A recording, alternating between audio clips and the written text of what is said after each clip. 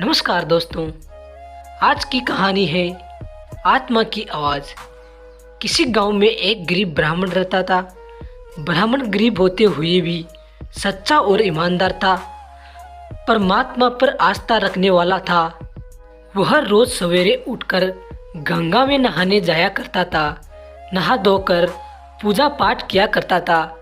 रोज़ की तरह वह एक दिन गंगा में नहाने गया।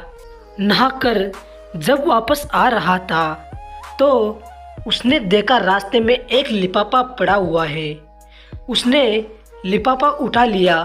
लिफाफे को खोल कर देखा तो वह ब्राह्मण हक्का बक्का रह गया। लिफाफे में काफ़ी सारे नोट थे। रास्ते में नोट को गिनना ठीक न समझकर उसने लिफाफा बंद कर दिया और घर की तरफ चल दिया।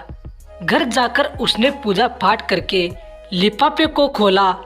नोट गिनने पर पता चला कि लिफाफे में पूरे 20,000 रुपये थे।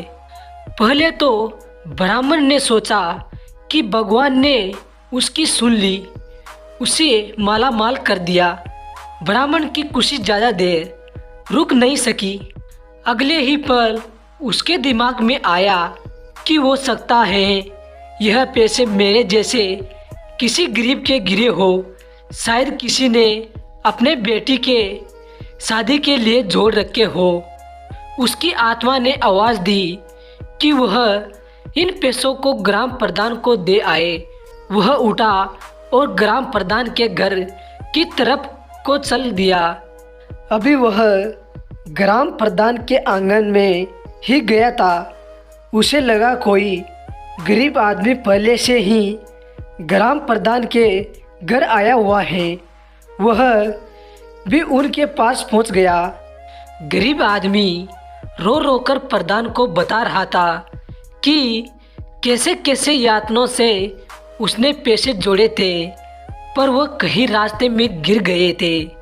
सारी कहानी सुनने पर गरीब ब्राह्मण ने जेब से पैसे निकाले और उस गरीब आदमी को देते हुए कहा कि मुझे ये पैसे रास्ते में मिले हैं। आपकी कहानी सुनने के बाद अब यकीन हो गया है कि ये पैसे आपके ही हैं। पैसे देखते ही गरीब के चेहरे पर रौनक आ गई।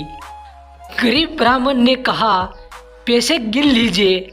गरीब आदमी ने ब्राह्मण का धन्यवाद करते हुए कहा कि पैसे तो पूरे ही हैं, इसमें से मैं आपको कुछ इनाम देना चाहता हूँ। गरीब ब्राह्मण ने कुछ भी लेने से इनकार कर दिया।